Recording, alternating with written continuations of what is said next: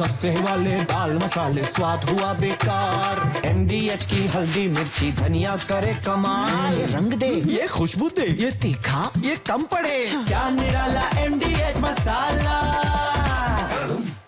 सबसे पहले बात करते हैं इजराइल के उस हमले की जिसने पूरी दुनिया में एक नई हलचल पैदा कर दी है। नए सवाल उठने लगे हैं कि क्या एक और महायुद्ध होने वाला है। थोड़ी देर पहले इजराइल ने अपने पड़ोसी देश सीरिया में बड़ा हवाई हमला किया है। सीरिया की राजधानी दमिश्क में अटैक किया गया है। ये हमला कितना बड़ा था इसका अंदाजा आप इसी बात से लगा सकते हैं कि सीरियाई सेना के मुख्यालय और सीरिया के रक्षा मंत्रालय को हिट किया गया है। इजरायली सेना ने खुद इस हमले की जानकारी दी है। IDF ने सोशल मीडिया के जरिए हमले की जानकारी दी और ये कहा कि दमिश्क में सीरियाई शासन के मिलिट्री हेडक्वार्टर के एंट्री गेट पर बमबारी की गई है। इजरायल की बमबारी में रक्षा मंत्रालय की इमारत तबाह हो गई है। आपके मन में ये सवाल उठ रहा होगा कि इजरायल का ईरान से विवाद चल रहा है, अचानक सीरिया पर बमबारी क्यों हुई है? अचानक सीरिया IDF के टारगेट पर कैसे आ गया है?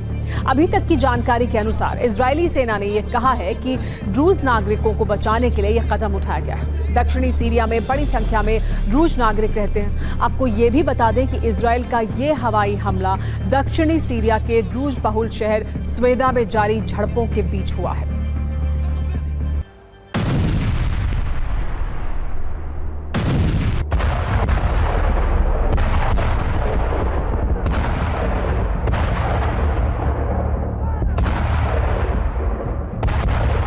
देखिए ये हमला किया गया है और इस तरह से हमला किया गया है। ये शहर के बीचों बीच सबसे सुरक्षित इलाका सीरिया का जहां पर ये हवाई हमला इजराइल द्वारा किया गया है और ये जानकारी दी गई है कि देखिए हमने इस तरह से दमिश्क में हमला किया है, मिलिट्री हेडक्वार्टर के एंट्री गेट पर बमबारी की है।